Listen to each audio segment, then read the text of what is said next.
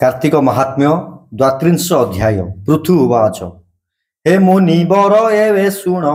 अलक्ष्मी कन्या कर्म गुण पिपल वृक्ष तले बसी स्वामी आगम अभिलाषी निश्चय आसीबे बोली जानी दश दिग को चाही पुणी अनवरत देई दृष्टि न देखी मने महाकष्टी तृतीय दिन बाट चाही अति आकुड़े तार देही निराशे करई रोदन उल्लुका प्राय घोर सोन रोदन करे उच्च स्वरे शबदे चतुर्दिग पुरे रोदन करे उच्च स्वरे शबदे चतुर्दिग पुरे तरस्त सर्वलोक पुणी वैकुंठपुरे कमलिनी शबद अनुसरी कर्णे जानिले निज भग्नि बने विरस होई कांदु अछि गृहस्थ गला तांकु लेछि एमंत भारी देवी चित्ते कहिले प्रभुंक अग्रते भोनाथ शुण सावधाने मो ज्येष्ठ भग्नि घोर बने स्वामी विच्छेदे कर्म दोषे सखा सोदर नाही पासे अन्यथा होई घोर बने कांदु अछि से दुख मने तुमे ता सन्निध को जाई आशसी रख उला भला ठाई जेमंते न पाए कसण नोहिले मोरु मोपुरे आण एमंत कमला वचने जगत पति तोष मने तक्षणे गरुड़ आरोही अलक्ष्मी कन्या अछि जही सेठारे होइले प्रवेश जगत नाथ पीतवास दिव्य स्वरूपे विजे करी देखी उठिले द्विज नारी क्रोधे संभाली ध्वज बही तरु उहारे उभा होई प्रभु को देखी मने तुष्टि क्रोधे संभाली धैर्य बही तरु उपाड़ी उभा होई प्रभु को देखी मने तुष्टि वक्र बदने वक्र दृष्टि ताम न जानी अंतर्जामी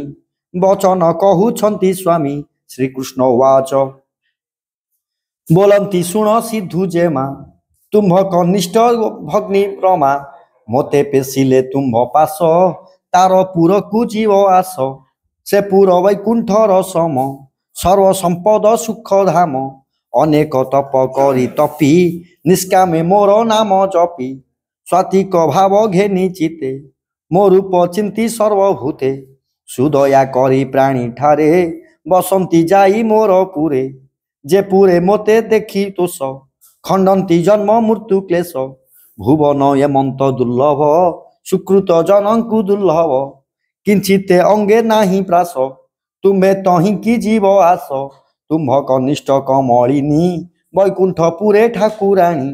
तांक संगते जेते दासी जन जणे के गुण राशि अनेक काल जाए लिहि वर्णिहि न पारिबे केही एमंत महिमा से पुर सुर मुनिंक गोचर तही की चाल जीवा बेगे किंपाई थिब वन भागे विष्णु वचने से अलक्ष्मी बोलो ईशुण देव स्वामी पूर्वे से सृष्टि अंतर काले सकल आत्मा एक मेले त्रिगुण बंधु मुक्त होई रहिले तब गर्भे जाई सुकृत जाक संगे गला कलुष भाग जेते थिला से सर्वपंक रूपे पड़ी प्रलय जले थिला बुड़ी एमंत केते काल गला पुणी तो लीला प्रकाशिला तोर जगुणे ब्रह्माते जात सचिला अशेष जगत चर अचर मूले जीव संसारे जात कला सर्व प्रथमे धर्म उदे कला पूर्वे जे पाप संके थिला संसारे प्रवृत्ति न पारी लज्जारे कन्या रूप धरी जन राजन पुरे जन्मी तेणु मो नाम अलक्षणी सुधर्म बोली जेते कथा मोते लागई बड़ व्यथा सुस्ताने न पारई रही कहिली शुण भावग्राही आबर वैकुंठपुर से मोर कनिष्ठ भग्नि घर तही की जीवी मुके मनते तासिरी न जोगाए मोते तार सुंदर रूप चाही मो मन हेउ थाई दही के मनते जीवी तार पास आबर मोर कर्म दोष लोके बोलंती जाहा भल मुहि जानई ताहा छल एथकु शुण देव स्वामी तुम्हे से सर्व अंतर्जामी एथकु शुण सकल जन मन गुण ମୋ କଥା କିମ୍ପାଇଁ ନ ଶୁଣ ଏବେ ମୋ ମନ ଅନୁସରି ସ୍ଥାନ କହିବ ଅନୁସରି ମୋ ଭାବେ କରିବି ମୁଁ ରାଜ୍ୟ ସ୍ୱାମୀ ସଙ୍ଗତେ ନାହିଁ କାର୍ଯ୍ୟ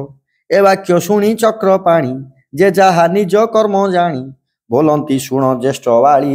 ଯେ ବଣ ଘରେ ନିତ୍ୟ କଳି ତହିଁ ତୁ କରିଥିବୁ ବାସ ଯେ ମିଥ୍ୟା ଭାଷୀ କୁପୁରୁଷ ତାର କନ୍ଧରେ ଥିବୁ ବସି ଯେ ପର ଦ୍ୱାର ଅର୍ଥେ ଆସି পর নিন্দুক পর পীড়ে ইষ্ট দর্শনে দুঃখে পড়ে অঙ্গ অসুচি হই থাই যে দেব দর্শনে যাই সান বচনে মোহজনে যে ভাসে রসে কুবচনে চণ্ডালে হেব সম্ভাষণ যেবে অপ্রাত্রে মহাদান যে প্রীতিহীন জন সঙ্গে তু বসিথিবু তার অঙ্গে কুজাতি খেল খেল যেতে রস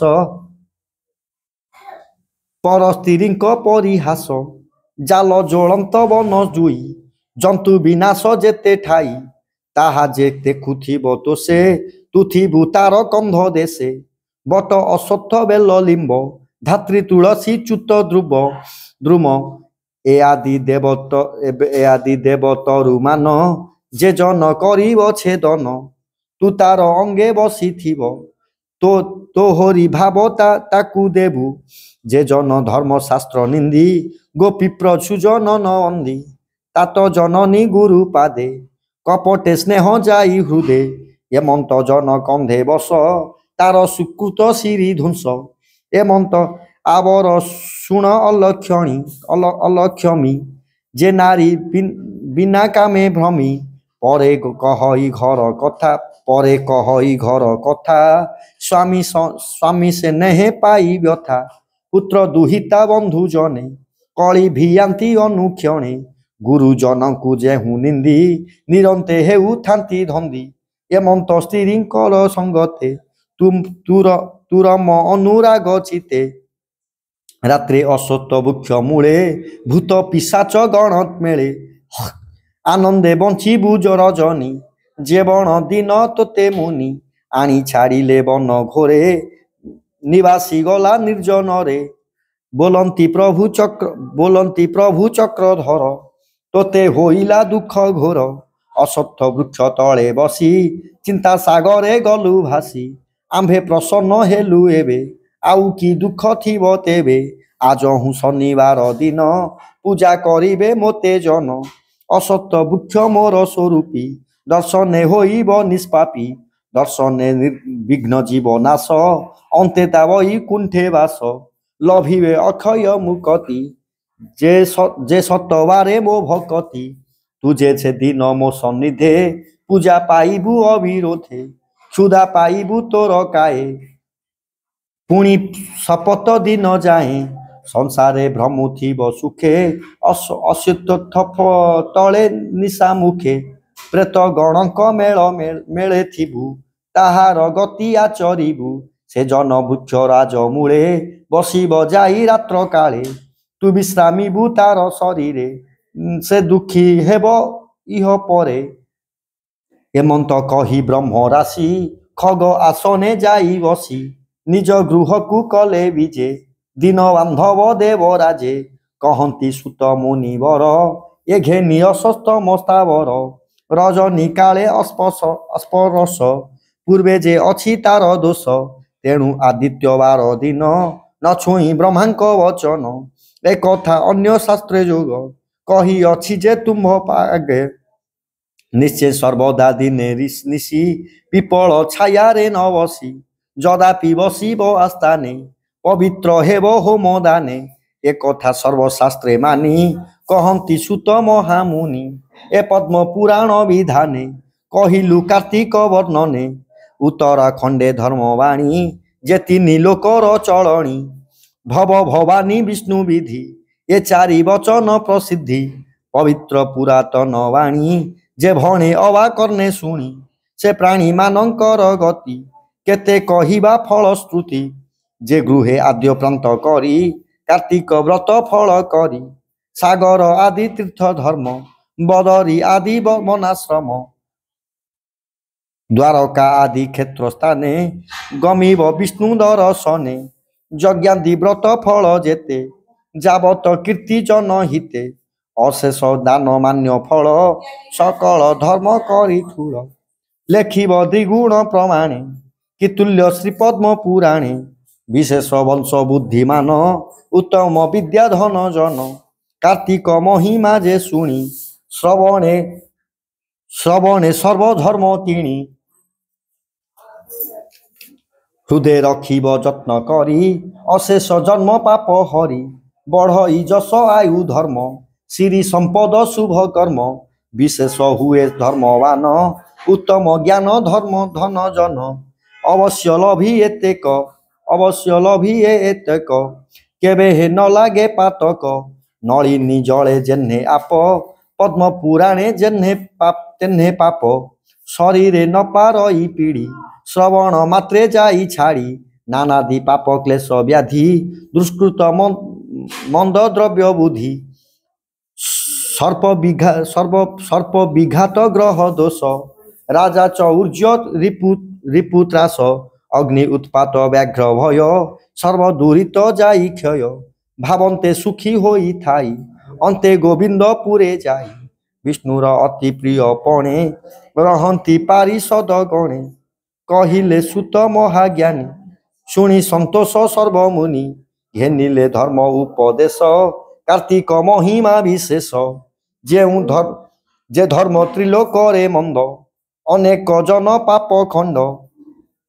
विष्णुर अति प्रिय व्रत महाकार्तिक यथाकृत अशेष जनक कारणे मुनि जे लिहिले पुराणे संसारे प्रतिपाळे जेहू ताहांक भाग्य केवा कहू अंते उत्तम गति पाई वैकुंठपुरे बसे जाई से धर्म भाग्य उपदेश वर्णिले महादेव दास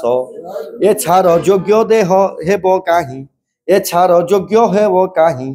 केवल कृपा भाव ग्राही तेणु ए ग्रंथ परकाश सुजने नघेनिब दोष तेणु ए ग्रंथ परकाश सुजने नघेनिब दोष इति श्री पद्म पुराणे उत्तरखंडे कार्तिक महात्म्ये अलक्ष्मी स्थान निरूपण दिव्य गुण दोष वर्णे नाम द्वात्रिंशोऽध्याय समाप्त।